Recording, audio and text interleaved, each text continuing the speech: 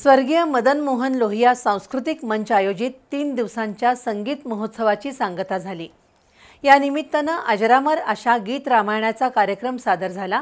तसंच राज्यस्तरीय भावगीत आणि नाट्यगीत स्पर्धेतील विजेत्यांचा पारितोषिक वितरण सोहळा संपन्न झाला। या सर्व कार्यक्रमांना प्रेक्षकांनी उदंड प्रतिसाद दिला।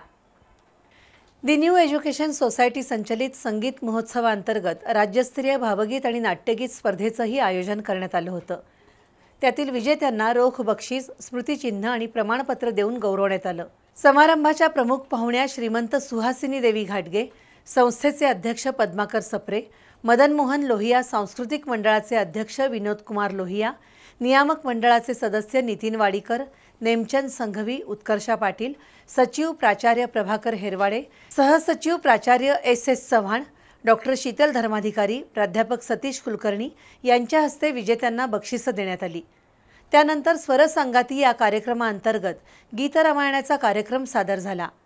अभिषेक पटवर्धन, प्रल्हाद जाधव, प्रसाद कुलकर्णी, डॉक्टर शीतल धर्माधिकारी, गौरी कुलकर्णी आणि गौतमी चिपळूणकर यांनी भावपूर्ण गाणी सादर करून श्रोत्यांना अक्षरशः मंत्रमुग्ध केलं। प्रशांत देसाई आणि संदेश खेडेकर यांनी तबल्याची, अमित साळोखे यांनी हार्मोनियमची साथ केली। कीबोर्डवर शिवाजी सुतार यांनी तर सचिन जगताप यांनी बासरी आणि गुरु ढोले यांनी साइड रिदमची साथ दिली।